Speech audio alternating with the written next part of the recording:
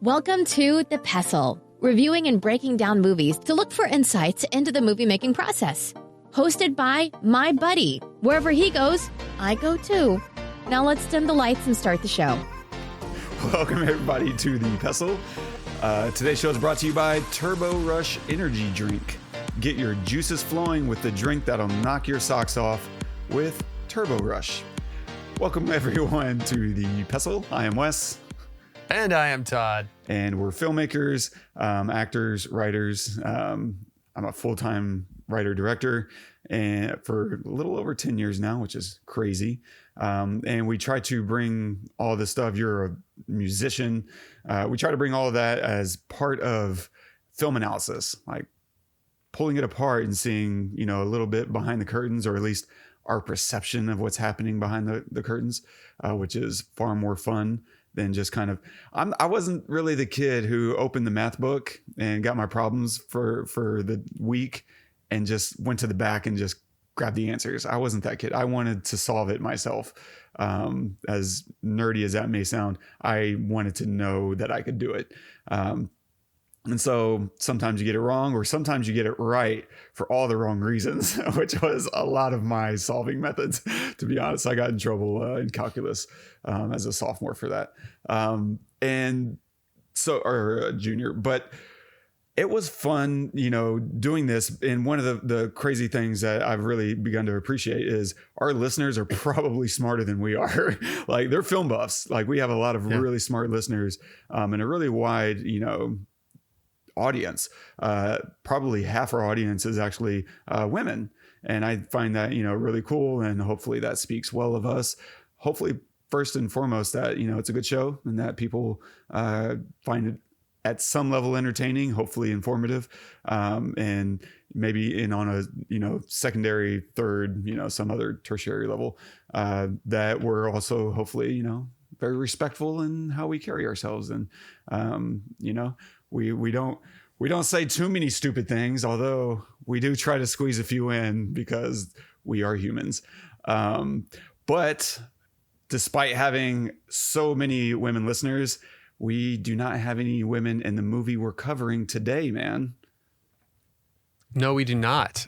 So today we are covering Reservoir Dogs, the seminal film from Quentin Tarantino. So if you have not seen this film, please pause the episode and go watch it, or we are going to ruin a lot of important stuff. For sure. We'll look at some of the cinematography and camera work. Definitely look at some of the story and writing, single location filmmaking, skipping the robbery and other such stuff and things and stuff. And a quick synopsis of the film. When a simple jewelry heist goes horribly wrong, the surviving criminals begin to suspect that one of them is a police informant. It's directed by Quentin Tarantino, screenplay by Quentin Tarantino and Roger Avary, cinematography by Andrzej, Sekula, featuring Harvey Keitel as Mr. White, Tim Roth as Mr. Orange, Michael Madsen as Mr. Blonde, Chris Penn as Nice Guy Eddie, Steve Buscemi as Mr. Pink, and Lawrence Tierney as Joe. I swear to God, I think I'm fucking jinxed. What? 2 jumps back, it was a 4-man job. I discovered one of the team was an undercover cop. Oh, shit. Thank God we discovered in time. I forget the whole thing, just walk the fuck away from it. So who's the rat this time? Mr. Blue? Mr. Brown? Joe? Listen, Joe set this whole thing up. Maybe he set it up to set it I up. don't buy it. Me and Joe go back a long time. I can tell you definitely Joe don't know a fucking thing about this bullshit. Hey, look, I've known Joe since I was a kid, okay? And me saying he definitely had nothing to do with it is ridiculous. I can say I definitely didn't do it because I know what I did or I didn't do. But I cannot definitely say that about anybody else because I don't definitely know. For all I know, you're the rat. For all I know, you're the fucking rat. All right, now you're using your fucking head. For all we know, he's the rat. Hey, that kid in there is dying from a fucking bullet I saw him take. So don't you be calling him a rat. Look, I'm right, okay? Somebody's a fucking rat. So this is his coming out party, for sure, and paved the way for so many other films. just a pretty legendary career at this point for Tarantino. And I'm curious, after watching so many other films, right? Pulp Fiction, we've covered Hateful Eight. He's just got a laundry list of incredible work. What does it feel like going back to the start and watching Reservoir Dogs? Do you see the pieces? Does it feel as fresh as it probably did? I didn't see this when it came out. I saw this as an adult. But what's that experience like going back and watching Reservoir Dogs?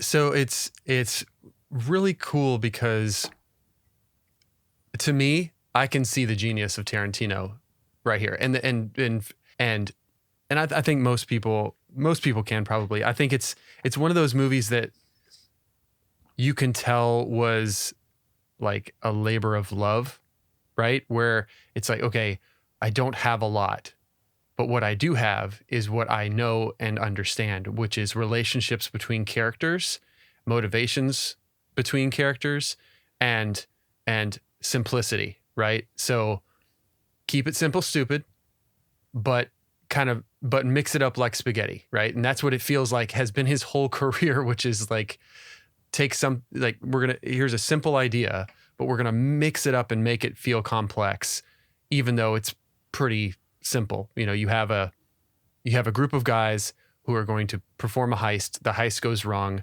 and there's a rat, right? There's a lot of stories that are like that, right? Yeah. But let's make it simple, keep it pretty much in one place. I mean, there's a few scenes in other places, but whatever, but keep it pretty much in one place. And let it be about the interactions and motivations of the characters between each other, right? From the very beginning, from the opening shot, which is such amazing. It's amazing, right? I mean, I do think that at times the dialogue is a little dated, right? Mm-hmm. But it doesn't bother me because I just love the acting so much. I think it's so fun.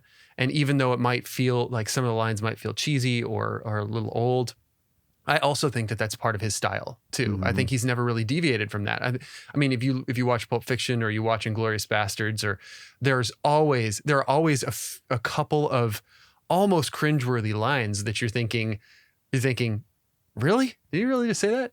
I mean, why not? People say stupid or weird things all the time, so why wouldn't they say some weird thing in a specific moment, that would call for a weird thing being said?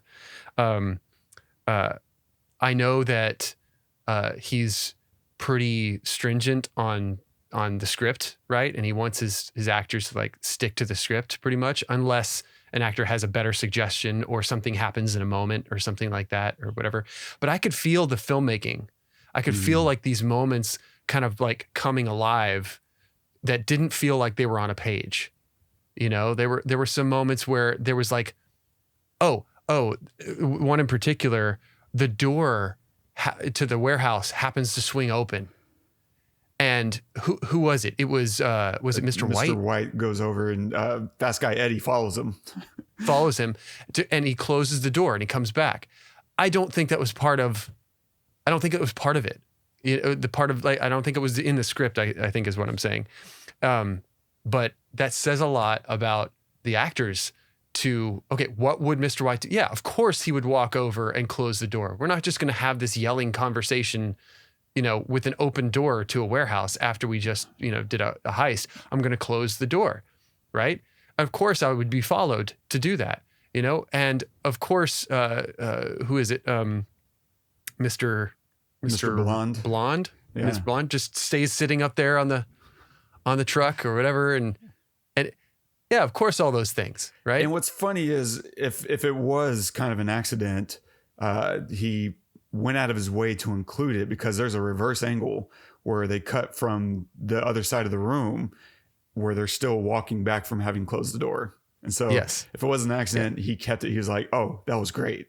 Let's get the other end, the other side of that, of you walking back. Yeah. And whether it was in the script or not, I don't know. But the point is that it felt real. It felt natural. It felt like, not everything goes right. The door swinging open by accident is one of those things. It's just, it it's perfect to keep it because it heightens the mess that is what's going on, right? Yeah.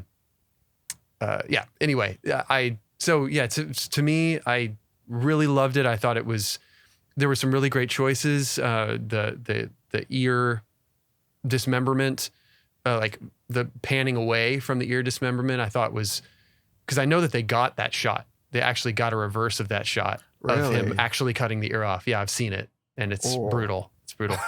but his choice to not show that, I thought, was really strong, because then it's that kind of movie, and it hasn't, and it I think is more impactful in your own mind. It's like reading a book. We've talked about this on the podcast before.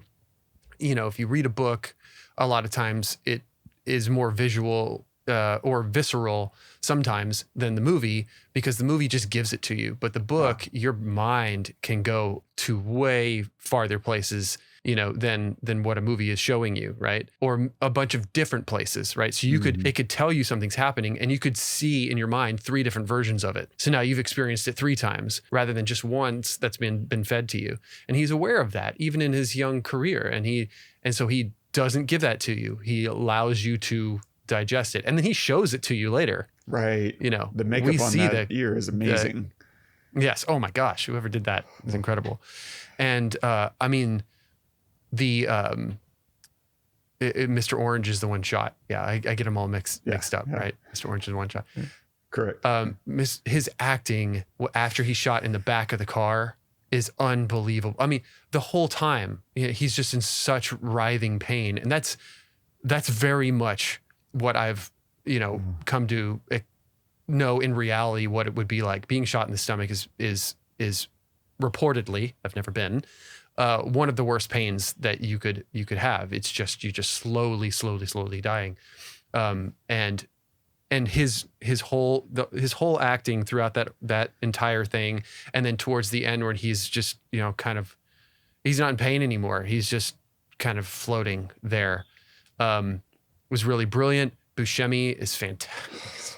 Just, I mean, I really think Buscemi's career is based off of this performance. It's just so him, and in so many great ways. And then I haven't followed Chris Penn's work, but I love him in this movie. I think he's solid. I mean, there's that one weird scene with him and Mr. Blonde, I guess it is, when they meet up in his dad's office and they're wrestling and stuff. It's like super cheesy and weird. And I'm just like, okay, I buy this now because I know Tarantino, and that's maybe some weird thing that he would do.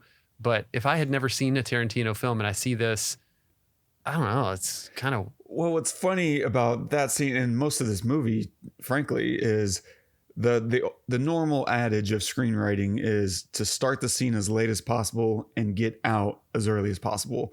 And this movie basically breaks all of that. It's like, no, instead, we're just going to sit in a scene and let it play out. And so from Mr. Orange bleeding in the back seat to that sequence, because there's like 4 or 5 times you could have jumped out of that little back and forth that they're having, from how they say hello to him taking digs, and you can feel Mr. Blonde starting to get a little irritated. That whole scene, I mean, just eats up so much space. And I keep waiting for the scene to move on, and it does not. It just keeps hanging on. And this whole movie is like, it's full of those kinds of moments. And it's interesting, but yeah, I agree. Like that scene is a very, I think it serves its purpose, right? Because later in the film, that moment is pivotal to believing, nice guy Eddie, when he says, that guy, I trust that guy. I know that guy. That guy would never do what you're accusing him of doing, right? That triggers the whole end of the film. And I feel like that scene sticks in our mind that much easier because of how weird it is. Yes. And long, and like just, I don't know. Anyway, yeah. So for me, I love Tarantino. I love almost everything he does because I feel like he's fearless. I feel like he just makes what he wants to make the way he wants to make it. And I I love that. You know, I think some of our favorite filmmakers do that kind of thing. You know, I mean, Wong Kar-wai is a good example, or Nolan. You know, like they just have this idea. They have an idea of how they want to make it, and the feeling that they want to come across, and then they just do it. They find a way to do it. And but Tarantino is different because I also relate to simple films, right? Like the more basic it is for me, a lot of times the more I feel like I can relate to it. It's not trying to do something that nobody else has done before, right? It's just trying to experience a feeling. And, you know, in the back of the car when he's bleeding and we don't cut away and we're there the whole time. I mean, I'm just like begging to cut away. I don't want to see him in pain anymore. Or when they get to the warehouse and he's laying down there and he's just like begging him, can you hold me? You know, like I want to cut away. I want him to, when he passes out, I'm like, oh, thank God. You know, like there's this feeling that he gives you without, you know, doing 7 different locations and having 14 different people talking. It's really, you know, Buscemi and Keitel and Tim Roth. It's really those 3 guys for like the first several minutes of the film. And you kind of realize between those 3, oh, this is the kind of movie this is going to be. This is our home, you know, kind of like how we talked about last week when we did my Blueberry Nights. This is our home. Okay. All right. We're gonna spend a lot of time here. Anyway, I really love it. I really enjoyed it. I've seen this movie several times now. I think probably like 4 times now. And I enjoy it every time because I love Tarantino and I love his fearlessness. And I think he's super creative and can do a lot with a little because he really understands relationship between characters and can write that, right? That's the other thing. Like he's not just a director. He's a actor. He's a writer. You know, he's a producer, right? He can do all of that. And he does that. I mean, you know, he's in the film, right? And he does a pretty good job, I think. And he just understands the relationship. Like I feel like the relationship between Mr. White and Mr. Orange is a little like, it feels to me like a father-son kind of relationship where like, you know, he wants to help him really badly, but he can't, right? He can't do anything and he feels helpless, you know, and the only time he can really do anything, or finally he does something at the end where he's like, I'm going to defend this guy, you know, but Mr. Orange is definitely looking at him like, please save me, father, right? Or please save me. Maybe it could have been anybody else, but Harvey Keitel has this kind of, he has this way of being like a father figure or being like the most badass motherfucker that you don't want to mess with. You know, it just depends on what Tarantino film you're in. You know, if you're in Pulp Fiction, you don't want to mess with this guy, you know, no matter what. But even then, he's got this kind of like father figure feel to him that he allows to come out, you know? So anyway, I loved it. I think it's, you know, especially for, when was it, 92? Yeah, I want to say this came out in 92. That's crazy. That's great. That's crazy for 1992. Yeah. Like, come on. What other bullshit was being made in 1992, you know? Like, and then you've got this. This is great. Like anything that takes cinema and pushes it forward in a way that is a little bit different, you know? I mean, I think this movie is kind of based off of another film, but just like a section of another film. And I can't remember what it was. But I saw an interview with Tarantino where he was saying, yeah, there's the end of this film, and he said the film, and I can't think of it. But he said, I just wanted to take that moment and turn it into an entire film. And that's what he did.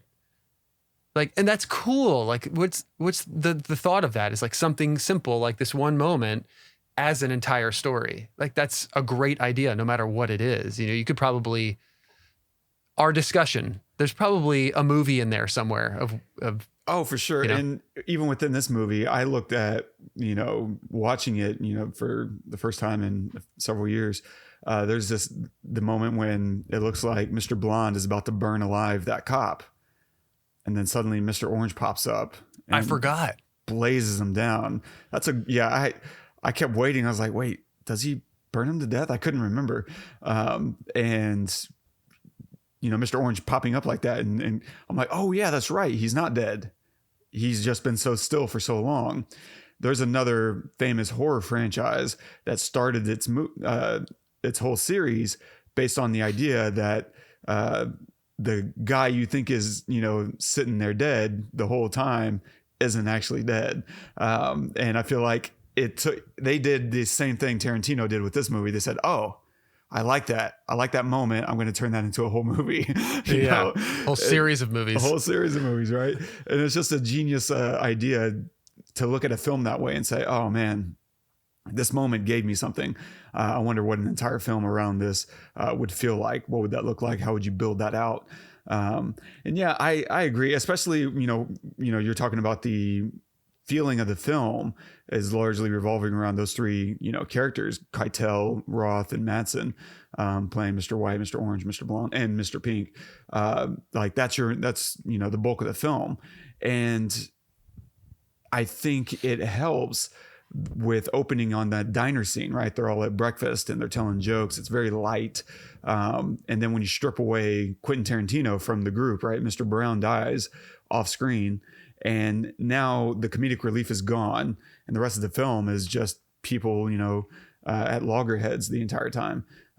Because you have some nice small conflict right at the breakfast table between Mr. Pink and virtually everyone, right? Mr. Pink and Mr. White get into it about tipping.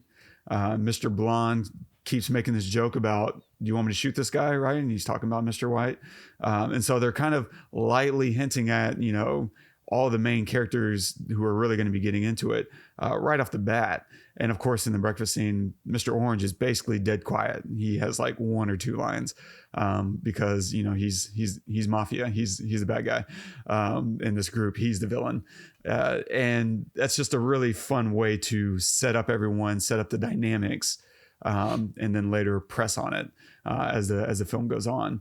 And it is brilliant. Like, I'll get into my small reservations later, and they're small depending on who you are watching this movie. But the whole single location filmmaking thing is really funny because it's not really a single location film, but every filmmaker that I ever talked to about this movie all kind of come at it from that approach. They all think of it because in your memory, it all takes place in a warehouse because that's kind of the real time aspect. Everything in real time is in the warehouse. Everything else is a flashback. Real time. That's why. Okay. And so if anytime you're there, you're like, oh, okay, we're back now. All that other stuff is just, the context. It's not what's really happening. And it's just genius but if you're a filmmaker and you're looking at how to make a single location movie like Reservoir Dogs, well, step one is get way more than one location. Because exactly, you have two diners, right? The opening scene, and then the undercover meeting with his boss, I'm assuming is who that is. And you have multiple cars, right? But that's cheap. The diners are not.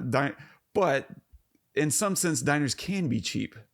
We'll get into it at the end of this episode, but we recreated the diner scene in Reservoir Dogs, and I'll detail all of that later. But I had to go and find a diner, and it actually wasn't that hard. If you're in a decently sized city with a lot of mom and pop shops, then you could probably find someone to let you borrow their diner for a few hours. And certainly if you're dealing with, I'm assuming this was a $1.5 million budget for Res Dogs. But if you have that kind of budget, it shouldn't cost you more than a few grand to go shoot in, and even if you don't have that, we had zero production budget. We're able to, just go and talk and have options. I had multiple people.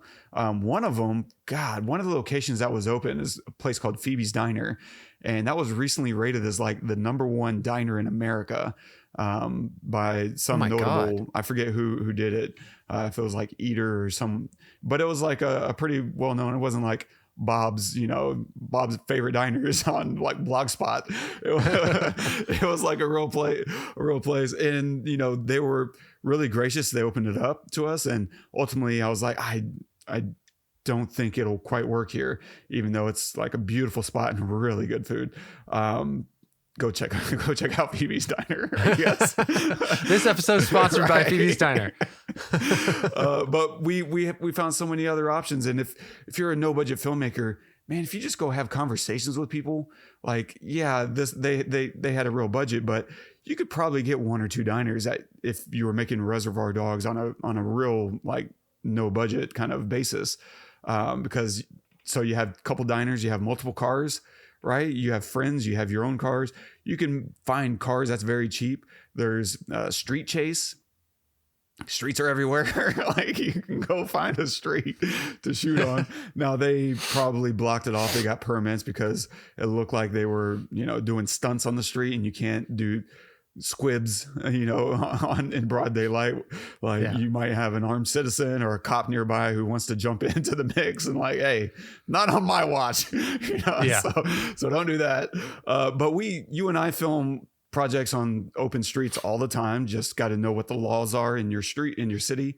In Austin, you can't have gear set up, but you can go handheld, and that's completely legal.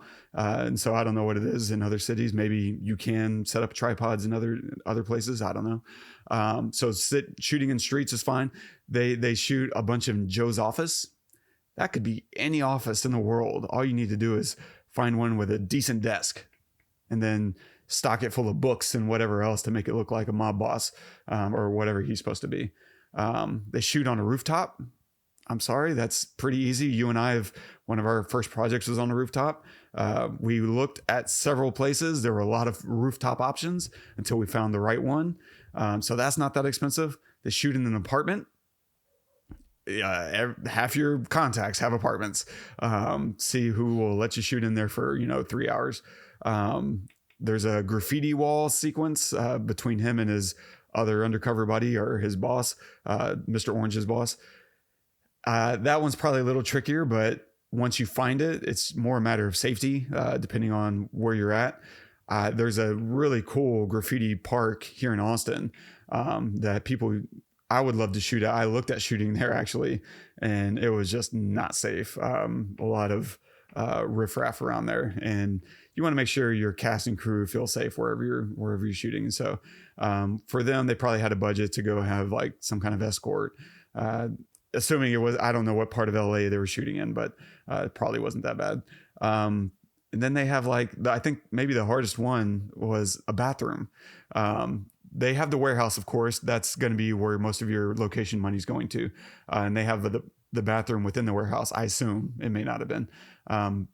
But they have this other really huge bathroom that they shoot with the cops, right? That flashback story the flashback that turns into a fake flashback of cops telling a fake flashback story. So it's very Inception going on in this. But that location probably was a pain in the ass to find, because you want a nice big one with all these urinals. Feels like a truck stop maybe, or I don't know what else it would have been. Some kind of public, restroom situation. And that's it. I mean, that's probably the hardest one outside the whatchamacallit, the warehouse itself, to source. But the diners, a lot of just the bar he tells that story in. Right, the club. There is a club. That would probably be a potential tough one, but maybe not, because a lot of clubs are closed in the day. Yep. And it's just like, hey, let's talk to 10 club owners and see who will let us shoot in the middle of the day, at 8 a.m.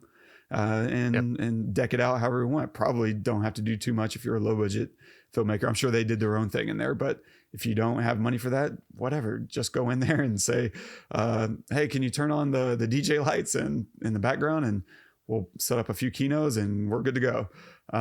Yeah. So I joke about, they get more than one location, but the locations that they did pick are not outrageous. They're not doing anything wild other than the stunts. The stunts are where you really get, into trouble. But otherwise, this is pretty manageable on a low budget. Any thoughts or addendums on low budget filmmaking? No, not really. I mean, I think that the other thing is that these locations serve the story. You know, that's the other thing, is that you could technically probably tell this story without those locations, you know, but it strengthens it because we have context and we have some kind of exposition without, you know, for the sake of exposition. It's just, it's all provided in a way that serves the story.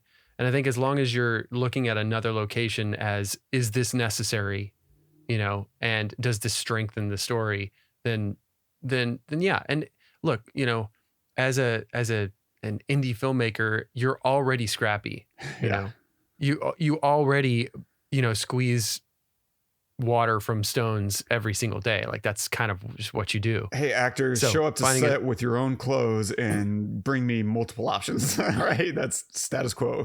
Oh yeah. Oh, and hair and makeup ready. Right. Right. You know, like, yeah, of course, you know, like, it's, this locations is just another thing. It's, I think, probably, I would imagine, the way to become successful at pretty much anything in life is like probably 80% your relationship with people, or like how you can develop relationships with people. How can you talk to new people? You know, how can you say who you are and what you do in a way that excites other people? And I mean, I think it's easy to do when you're excited yourself. Like, you know, if you're trying to find a diner location, like, how did you do it? Like, what was the first thing you did? You know, I assume you found the person that you needed to talk to by talking to some other people, right? And then when you have a chance to talk to that person, like, listen, we have this great idea. What we want to do is we want to remake this diner scene of Reservoir Dogs with old women. I'm telling, it's awesome. It's going to be amazing. We just need a diner, obviously, and this place is perfect, you know, for a couple of hours. What do you say? You know, like, I don't know. I want to hear that story, actually. But it's all about relationship and being able to convey something in a way that is actually exciting to, you know, to someone at that location, right? That what is in it for them, right? Because everybody's motivated by what's going to be in it for them. Everybody, no matter what, you know. Or if they're not motivated by what is going to be in it for them, they're going to be motivated by how is this going to impact them negatively. And so if you can either, you know, mitigate or erase any kind of negative, you know, for them first, and then tell them how it will benefit them, now all of a sudden you have them on their side, and you have to look at it from their point of view from their point of view, right? Not what I want to get out of this, Right. but what is this going to involve with you now? So yeah, can you answer that? Like, what was that like to find that location? Yeah, I mean, it's certainly a lot of people. If you're not familiar, and it's a dicey game, because if you're not familiar with the filmmaking process, you might either be intimidated by it, where you're just like, oh, I don't know if I want, Great point, you know, 100 people running, like you said. It becomes like, how could this hurt me? Because in a lot of ways, it's not going to help you, and so you really are relying on, you know, whatever it is the saying goes about, you know, an angel, you know, to meet you. Yeah. The kindness of strangers. And it's a lot of trying to assure people, like, look, we're professionals. We're bringing all our own props, you know, we'll do everything ourselves. We'll leave it better than we found it. We'll give you a credit in the film, of course, and a thank you. And what you try to do as a filmmaker is always, no matter what, leave a good name for filmmakers, for everyone else. It's a communal effort, and if you're not doing that, screw you. You're fucking it up for everyone. Stop being an asshole and stop thinking of yourself and think of other people, and do good by other people. If you damage a wall, fix it, pay for it. But most importantly, don't damage walls, don't damage floors, especially floors. That's what really gets it. It's what really scares off homeowners and business owners, is you bring in your gear and you don't set up any padding underneath, or you don't think about what some gear just doesn't have rubber grips on the bottom.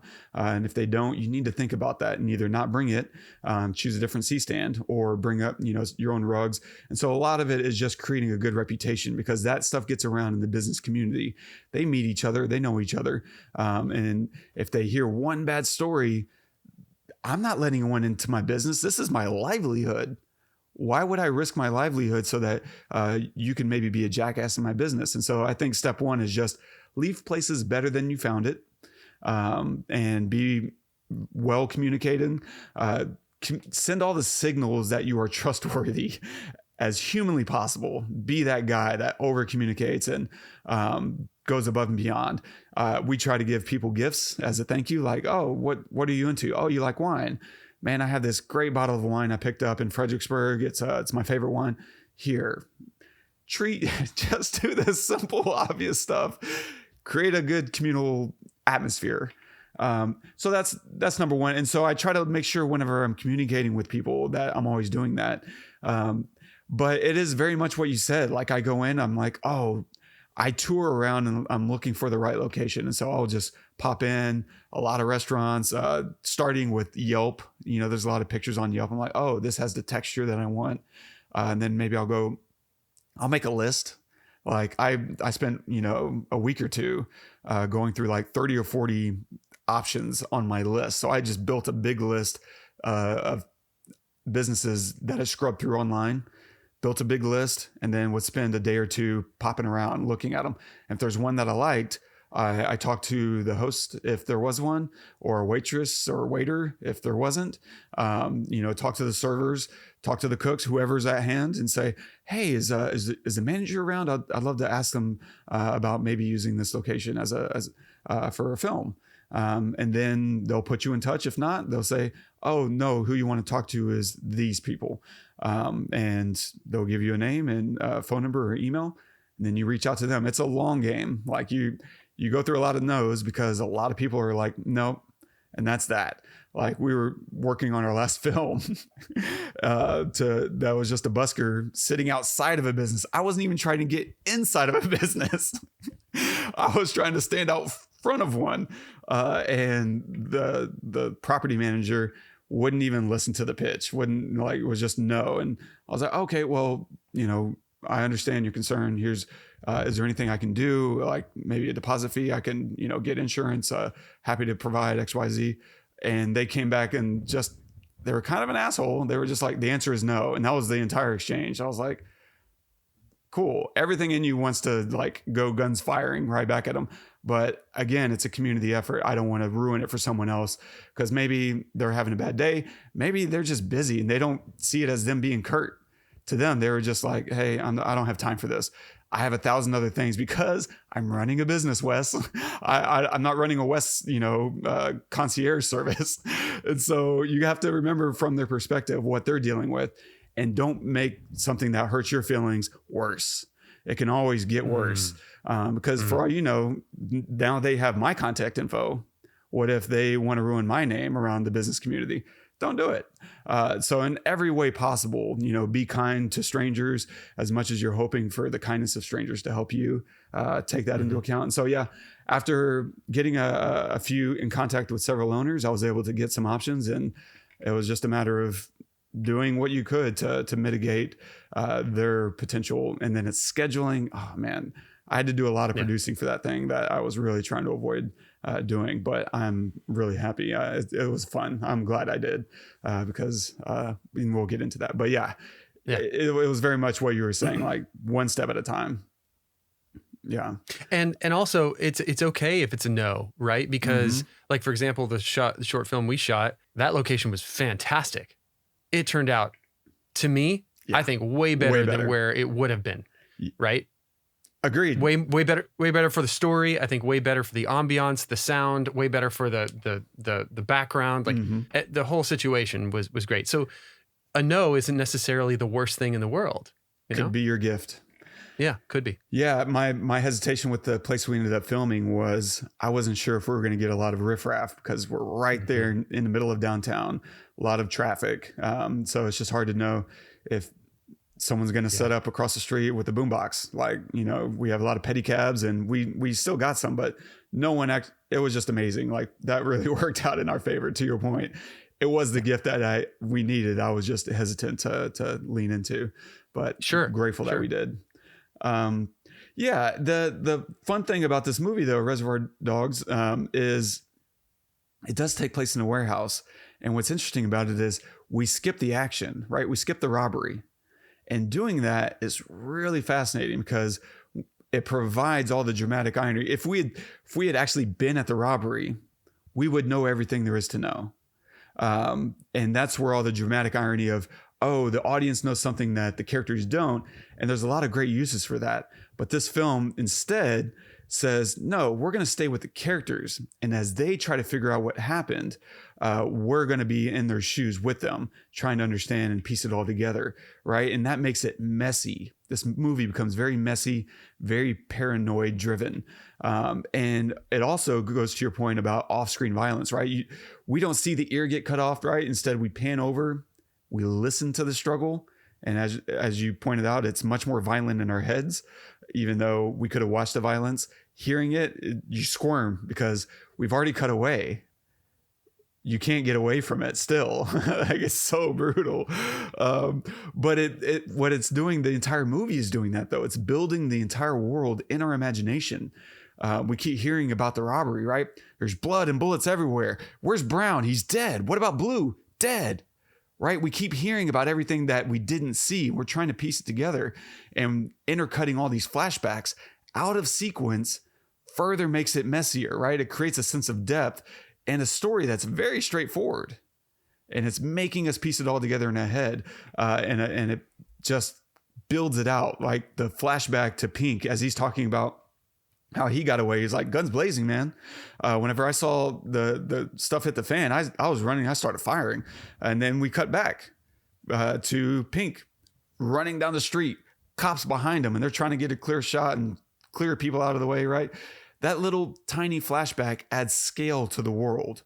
Suddenly the robbery is tangible. It's a real thing that happened. It's not just this cheap one act play kind of scam, right? It's like, no. And then there's that great moment whenever he gets hit by the car and he pulls the lady out, and he's about to get in, and the cops turning the corner, and he just starts lighting them up. What a great sequence, because a lot of films, you kind of reserve your gunfire, right? Oh, I only have 8 bullets in the gun, so I'm only going to shoot bang, bang.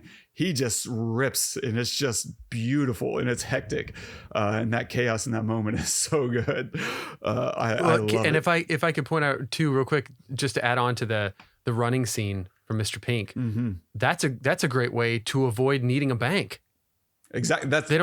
That's the whole point. That is the entire point, because doing that, not shooting in the bank, cuts the budget, right? No bank, but also no extras. You got to fill it with extras. You got to fill it with stunts. And then you're doing that for multiple days, draining your budget. Yes. That is everything you're trying to avoid. And instead, Tarantino leans into it and says, not only are we going to save budget, but we're going to make the story more exciting by missing the action. Right. Missing Mr. White, I guess it is, unloading on people, like just randomly shooting people. Mr. Blonde, sorry. Just randomly shooting people, which they said that he did, but he's just like, anyway, but not showing that. Right. So it's even worse. Anyway. 100%. What a great way to turn your Achilles heel into your greatest strength. Just genius. Last couple notes are, cinematography, really. Step printing title sequence, right? That's just funny. We've been talking about a lot of step printing lately. Yeah. And normally the stuff that we've been watching is mostly under cranking, where you might shoot at like 5 frames a second, 6 frames a second. And then, quadruple print each frame to make it stretch out, to fill out, the 24 frames per second. Here, what it looks like he did is shot at that 24 frames per second and then like double printed it in order to turn it into slow motion.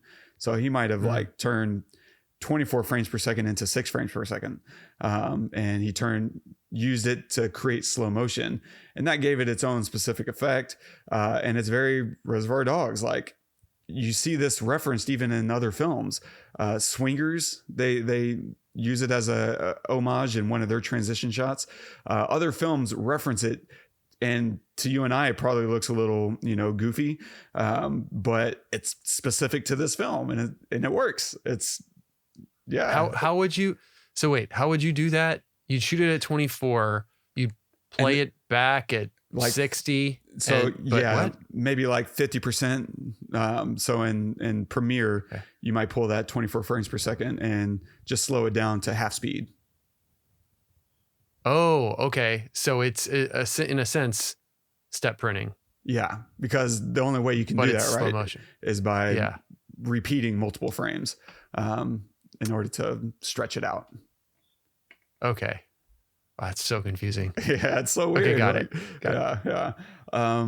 Yeah. And so, I mean, just to, I guess, elaborate a little bit more on that. If you just imagine 1 second, right? That's 24 frames. That's taking up 1 second. You're now like, okay, instead of 1 second, I want this to last 5 seconds. Okay, well, now instead of one frame taking up 1 frame in 24 frames, it's 1 frame will be repeated 5 times. Because you now want it to last 5 times longer. Yeah. And then whenever you're playing it back, that's what makes it so choppy. It's because you're sitting on 1 frame longer than you expected. Right. But does that also slow it down? Because it's in slow motion, and it does slow it down. Yeah. Okay. Because step printing is one thing, or undercranking is one thing, because it's in real time. Right. But undercranking and slow motion is what is like difficult for me. But yeah, that makes sense. Makes sense. I've been thinking about this a lot lately. And the other thing I kind of came up with as an example is we all used to make really bad, or at least knew people that would make really bad flip books off of like notepad papers, right? The sticky note paper. And you, whatever, draw a guy bouncing a ball or whatever. And it's the idea of, if you're shooting it Wong Kar-wai style, and you're undercranking it, you might have 10 pages on your sticky book. That's not going to last very long, right? And you draw 10 specific frames, and you're like, I want this to last longer. And so instead I'm going to photocopy them. And I'm going to turn these 10 into 100 using these same 10 pictures. And now I'm just going to repeat them. Now you have a big fat stack, but it might take a lot longer, but you're just not seeing as much motion, as much action, because you're repeating the same frames. So you're doing that same thing, except Tarantino, as we've been talking about, said, okay, I have these 24 frames. I just want them to last, 10 times longer. And so he took those and just repeated them, photocopied them a bunch of times and stretched them out. And so it makes it all weird and choppy. Yeah. Yeah, and this is in 92, so it's before Premiere. So this is using actual film, right? Actual step printing, yeah. Yeah. Now it's more of a concept than a practice. Right, yeah. Because whenever I get into Premiere, when I did our film, or if I was going to do an undercrank, I'm really just still doing the same thing of reducing the speed. And so I cut mine because I shot at 6 frames per second. And whenever I get it processed by Photochem and they scan it, they're sending it back to me in 24 frames. And so it just, it goes really fast, and I have to cut it and say, okay, so now slow this section down to, 25%. And then Premiere will stretch it out for me. Yeah. Gotcha. Okay. Yeah. Fun stuff. The other cinematography stuff, this is basic bitch stuff. Sorry. Low contrast. This is it's surprising because in my mind, this is a high contrast film, but it's actually pretty low contrast. There's a lot of details in the shadows and a lot of details in the highlights. And it's really interesting because to me, this feels like a high contrast movie but it makes sense, thematically, when you don't know, when it's not clear who's good and who's bad. The difference between good and bad is very gray. And so it feels like the intention there is to kind of blur a little bit of who's who, because everyone's a suspect. Nothing's very clear It's not very sharp. There's not a lot of contrast to provide you with answers. And so, yeah, it's a fairly low contrast film, in my opinion. And also provides very sharp contrast for the color that pops up, right? The red really pops out because of how much, it contrasts against the white shirt, and they have these black and white suits. The interior of the warehouse is very drab, very plain. So that bright red is very vivid, really stands out. Just beautiful use of color work to make it feel bloodier than it is. Yeah. So this feels like he's really inspired by old black and white gangster films. He's like, I'm going to bring that to the 90s, except I'm going to add my own flourishes. So yeah, really well done, man. It's good. Yeah. I was going to ask what your reservations are here. My one reservation is I don't see a need for like the kind of racist bits. Thank you. Yeah. Right. Like it just doesn't make sense in this story. I think he justified it in terms of writing that's just who these guys would be. And I get that. I get that these kind of gangsters in this era probably use the N-word judiciously. Be that as it may, like it. Yeah. This is not Django, Yeah. The story doesn't need it. It doesn't rely on those ideas. This isn't a story about race. In no way does it really make sense to use that as fodder, as character fodder. There's 1,000 other ways to make us not. I think the intention there is also to provide a rub so that whenever they die in the film, you don't necessarily mind it. It's exciting as opposed to heartbreaking, because there's films where you're rooting for the bad guy and the bad guy dies and you're like, oh, they killed the bad guy. This isn't that movie. This movie, you see everyone die and you're like, oh, that was crazy. Like more popcorn. But I think there's a lot of other ways to show that these aren't great people. And he just opted to not do that. And I'm sure even in 92, that's probably still edgy. I think people look back in time and think that anything before 2018, like everything was permittable. And that's actually not the case. Like, there was a lot of gripes. I know other filmmakers don't like the way he uses the N-word, even in films where it does make sense. So I can only imagine what they think in something like Reservoir Dogs, where there's only one black character and no one's saying that shit to his face. Right. And so I just don't think it was necessary. And on the contrary, you're putting off a lot of audience members who are sitting in the audience and now suddenly remembered, oh yeah, there are racist assholes in the world. And this film isn't really addressing it. It's just letting it be what it is. And that sucks. Thanks for a reminder. There's also, it's a little bit lazy writing too, right? You can do the same thing with more detailed writing. You can make them an asshole without having them say the N-word or calling someone Oriental. You know what I mean? Just doesn't make any sense. Yeah. And so, it's also, and I've talked to, a lot of my friends, who are black, and they just like shrug their shoulders and like, man, it's Quentin Tarantino. What are you going to do? But I've also talked to, black friends that are like, yeah, screw him. I'm never watching this stuff because he does that kind of stuff. And so it does come at some price. But yeah, I think you're right. It's a little bit of lazy writing, a lot of bit of lazy writing on his part. But yeah, maybe it's also sign of the times. The films that he was looking at and referencing, he was like, that's definitely who these guys are. Even if they don't say it. Instead, I'm going to say what they're not saying. Whatever. I'm sure he's got a lot of really interesting, insightful stuff to say about that. I just would disagree with it. And that's fine. That's okay. I would like to hear what that is. Yeah. Honestly. Agreed. Because I've watched, quite a bit of conversation on Django, right? Because that is just all over the place in that film. You know what I mean? And as cringeworthy as that is, like it's much more understandable, right? Like you could see, like if Tarantino was black, you could see, okay, I that completely understand why that would be there, right? But if he was black and he and wrote this, it would still feel weird. It would still feel Right. It like if Tarantino was black and wrote was Reservoir Dogs, it would still feel strange to have those words randomly. There's like 4 times where it's said or something, 5 times, and it's just kind of like random. Like why? What's the purpose of that? And I would still feel, yes, it would feel uncomfortable. That word always feels uncomfortable, but it would feel out of place, regardless of his ethnicity, the writer's ethnicity. So. Yeah, it just doesn't fit the story. And we ran into that problem a little bit in the breakfast scene.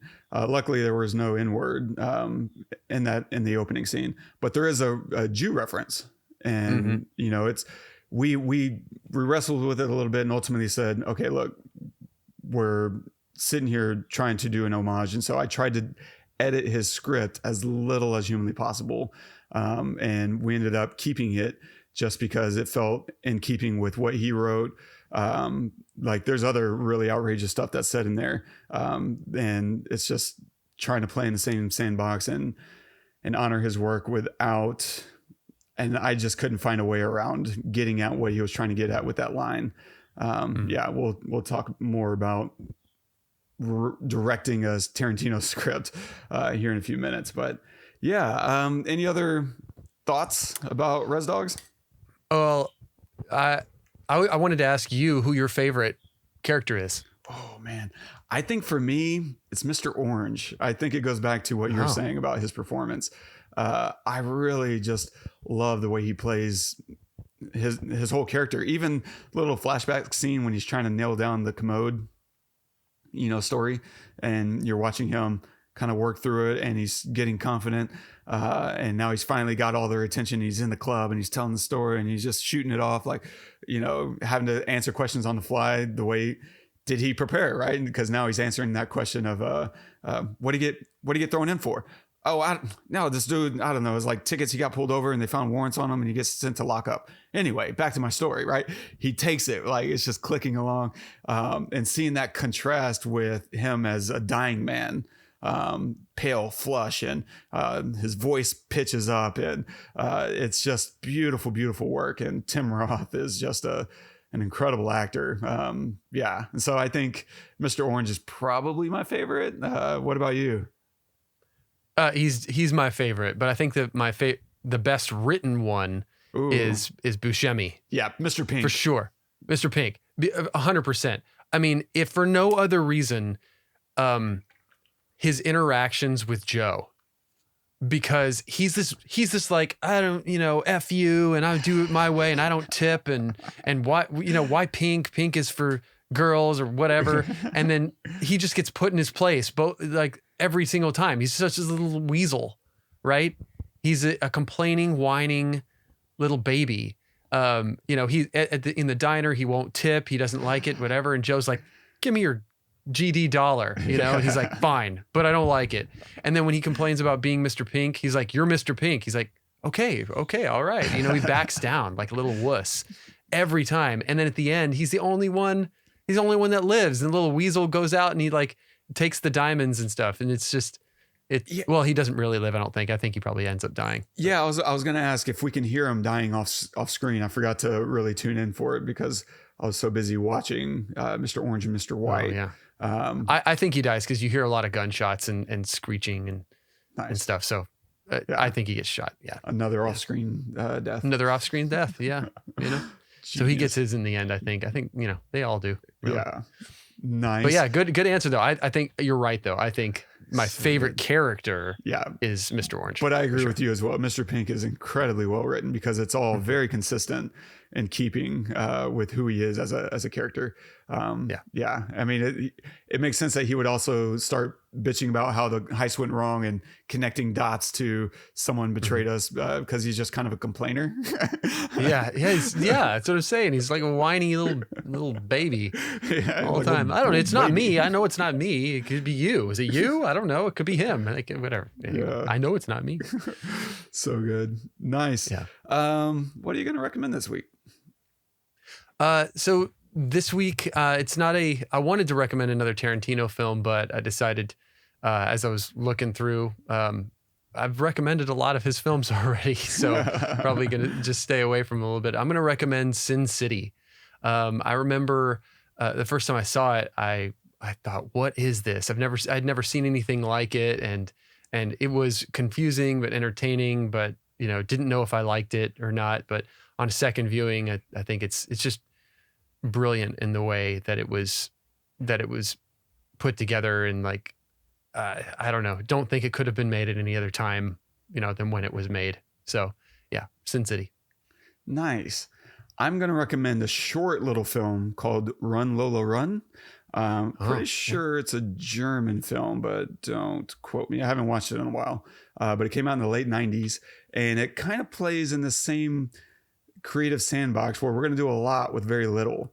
They took, and really it's kind of the movie you're best served by just hitting play, because it takes you on such a weird journey that you don't know what's happening for a few minutes. And then when it finally clicks, you're like, oh, this is interesting. Where are they going with this? Yeah. And so I'll just leave it there. Check out Run Lola Run. I'm sure it's got to be streaming somewhere. But it's just a really clever, well crafted 80-minute shorty, like just fantastic. Yeah. And so this week we do have an art spotlight. This is going to me. Yay. Kinda. It's a VR film, technically a 360 film, shot in 360, but best experienced in a headset. It's called Reservoir Dogs. It's the opening scene of Reservoir Dogs, where they're all at breakfast in the diner, and you have that whole weird conversation, right? Tarantino, Mr. Brown, tells a story about Madonna's like a virgin. You have all this weird banter back and forth, and I'm just so happy. We cast a bunch of older women to take on all these roles, and they're so good. They're all dressed up in their same clothes, right? They're all decked out, and even we called her nice gal Edie. Like she's in a what do you call it? Tracksuit. And it's so good. She's one of my favorites. Linda, that whole cast was just a pleasure to work with. We worked for like months on this thing. Like we spent 6 weeks, just like Saturday mornings, we'd get together, all whatever, 8 of us, and sit around the table working through the script piece by piece and treating it like a stage play, right? Because in VR, there are no edits. So this was the first thing we had to figure out was, how do we make this thing and still make it feel right? Because the nice thing about the way Tarantino shot it was he could cut best takes, he could cut to a close-up. And so whenever you get into this little back and forth between Mr. White and Joe about the book, they can cut to that angle. And so, but then they can also cut around the table when so-and-so is arguing with so-and-so, like you can intercut that. And then they have this nice, beautiful round the table shot as kind of a master, so that no matter what's happening, we can cut around and have coverage. Of course, I don't get to do that. And so I had to sit and think about, where do I place everyone around the table and where do I place the camera in relation to them? Because ultimately the user is going to inhabit wherever the camera is, and that's going to be your perspective. And so I wanted it to feel like you're engaged at the table, so that if an argument breaks out, you're looking to your left and you're looking to your right. I want to maximize that. But I also want to make sure that whenever some of these longer conversations happen, you're not just whipping your head back and forth across the table. Mm-hmm. So I had to really sit and think about what character is going to be sitting where, and how is that going to impact the conversation at the table, in a way that keeps everything fluid, but not stagnant. And it's a long piece. It's like an 8-minute film, which is unusually long for a VR film without edits. Because even with VR, you might want to sit around 30 to 90 seconds on average in a scene before cutting to a new scene. And so we definitely pushed it. And, you know, you can make an argument that, you know, we went too long. But we had the problem of, well, do you edit Tarantino? No. I think I made 2 small changes in the script. One was the comment where he's like, what's good service, where they take you out back and take you in the other room and suck your dick. And we're like, we think it'll be funnier if you insert the P word instead. And so having her say that felt more funny, because we debated, like, her saying dick is still kind of funny. But we're like, it's funny, but it's not raunchy. And we want raunchy, don't we? And we were all like, yeah, I think we do. And so there was these are great. These are great actors, whatever. Did you end up getting a chance to watch it in your headset? I did. It's great. Yeah. Did you enjoy it? I loved it. I loved every bit of it. It really got me in the mood to watch the actual film. I was like, I can't wait to go watch this. Yeah, no, it was really a lot of fun, really funny, entertaining. To your point, I didn't feel like I was whipping my head around all the time. You know, there were some times I was like, wait, who's talking? Oh, there she is. You know, but it wasn't crazy like that. It was just really enjoyable. You know? Yeah, we were hoping to do a spatial mix, and I think we didn't have it quite set up strong enough for it. And so, but otherwise, yeah, you know, it was really fun just working with all those women. They're incredibly talented. I hope I get to work with them all again. And so to that point, this isn't really an art spotlight for me. It's for them. Go check it out for them, especially if you have a headset. If you have a headset, put it on, go to YouTube and just Google Reservoir Broads. And what's funny is the women actually wanted to call it Reservoir Bitches, you know, for the play on dog. And we debated. I wanted to do it because they wanted to do it. But ultimately, most of the people behind the camera were dudes, and they're all like, I can't. I don't want to feel like people are looking at me like, wow, bro, really? And so, but all the women on the project were pretty gung-ho about it, which was my read on it. And yeah, we ultimately said, you know what, Broads, safer, has a kind of phonetic similarity to dogs, and gets it all across. And so, yeah, went the safe route. I like it. Tarantino would have went bitches for sure, but of course. But yeah, check that out. That would mean a lot to me. It should be available now. It's Thanksgiving week is when this is coming out. And so that feels appropriate. It feels like a fun holiday, like, goof, right? Just have fun, watch these incredible actors take jabs at each other and say some really outrageous, raunchy stuff. Yeah. I love it, man. Yeah, no, it's great work. Awesome. Great work. Thanks, man. So you'll find a link to that in the show notes as well. And yeah, stay tuned for next week. We go back in time once more, and we'll see one of Scorsese's early films with Taxi Driver. So we'll see what Travis Bickle is up to, as well as whoever else. I think Jodie Foster's in there. I think she's like 14. So like it's a really young Jodie Foster. So yeah, check that out. And we'll be back next week to discuss that. And if you're enjoying the show, don't forget, drop us a review, subscribe, leave us a note if there's something you want us to talk about. And you can leave a note on this episode at thepestlepodcast.com/Reservoir Dogs.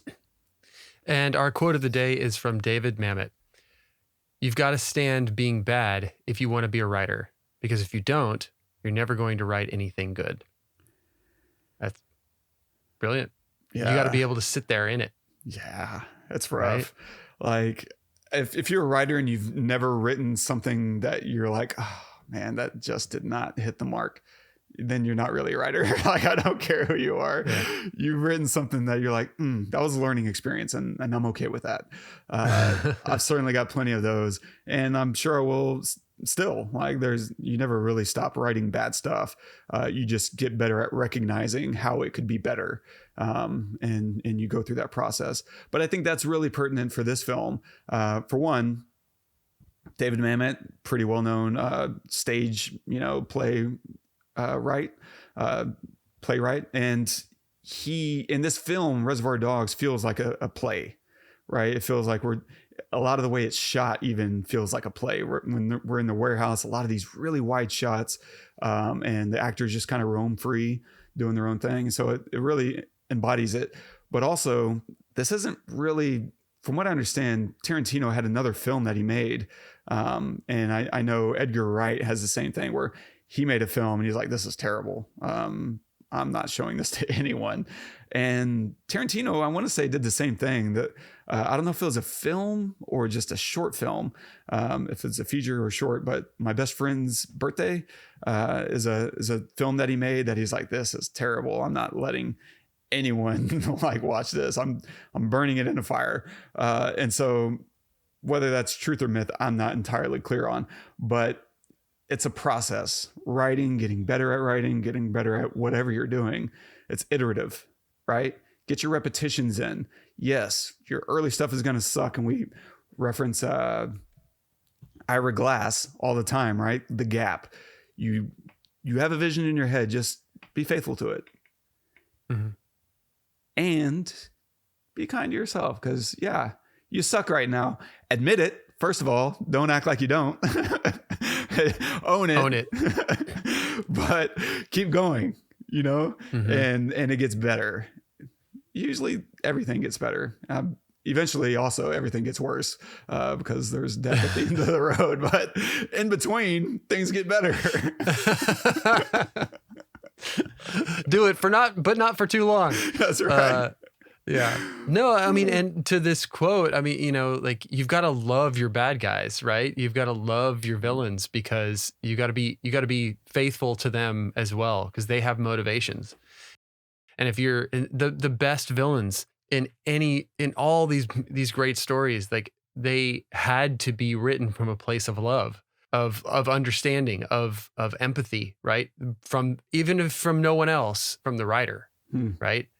You as a writer writing Thanos, you as a writer writing, I mean, anybody, anybody from this movie, right? From Reservoir Dogs. You've got to, like, where are they coming from? What is their motivation? Why are they how they are? Like, what drives them? And then you have to be able to live in that space and be able to put words on a page that honor that, or else it will be fake and it will be flat. And then your hero won't feel as strong, right? Yeah. It won't be as monumental of a task to defeat this villain, or as wonderful of a feeling for the viewer if we don't identify with the villain, right? That some of the best movies are when you understand the motivation of the bad guy, right? So at least for me, like that, it like completely makes sense. Oh, I totally know why this guy would do this or this woman would do that. I can feel that, although it's terrible, right? Oh, but they're so strong because of their motivation, right? Because of how they got to where they're at. But if we don't know that, then we don't feel their strength. And so it's not as difficult to overcome them. So yeah, it's a great, some of the best quotes or best sayings or whatever are when people say things that you believe and understand already, but in a way that you've never heard before. And this is definitely one of those, right? Yeah, that's because your perspective on the quote never occurred to me, that when he says you've got to stand being bad if you want to be a writer, it only occurred to me in context of writing bad stuff, not writing bad people. And right. You're absolutely right. You do have to suck it up and imagine that bad people aren't always bad because evil exists and it's so dichotomous and so simple. They're evil because they like being evil. Well, maybe there's more to it than that. Maybe sometimes people steal because they're poor and they're hungry. Are all thieves evil now? Well, right. they're human. So maybe there's more layers there if you can stand empathizing with someone who lives life differently from you. And has had different experiences. Nicely done, man. It's like Dr. Brand in Interstellar. Is the lion evil because it rips a gazelle to shreds? Right? It's just nature. Not necessarily. It's got to survive. It's got to feed its family. Like it's got to do what it's got to do. Well, I mean, everybody's complex, and you have to honor that, and you have to be able to, as a writer, live in that space and be okay with that. Yeah. And that's probably why it's difficult for people to like. Tarantino is the writer of Django. Right. Tarantino is the writer of Reservoir Dogs. So we know he chose to put those words in there. Yeah. The N-word in there all the time. Like that's his decision. He chose that, right? So we hold him accountable to that because he sits down and he says, okay, I'm going to stand this. Yeah. And you're like, how can you stand that as a writer? How can you stand that? What is and then we have to ask ourselves, what is the motivation of saying that word? Yeah. Right. And so, yeah, to your point about like it being in this movie, there's no need. I 100% agree. And I felt, icky about it, but it's still a great movie. It's still a great movie. And that's a really fresh perspective. Like, the idea of him standing it. That's my optimistic take that I'll walk away with because it's much more fun to think of it in those terms than to think of it more, I don't know, loosely, I guess. Yeah. Anyway, great quote. Thanks. This has been a lot of fun. Finally, we got to do this movie. It's been a long time coming. Thank you guys so much for joining us. Hope you enjoyed it. If there's anything that you'd like to add, please leave it in the comments. And hit us up. Let us know if there's a film that we haven't done that you'd like to hear us do. Make suggestions. We'd love to hear from you. And join us next week. We'll be covering Taxi Driver. Until then, I am Todd. I am Wes. Go watch some movies.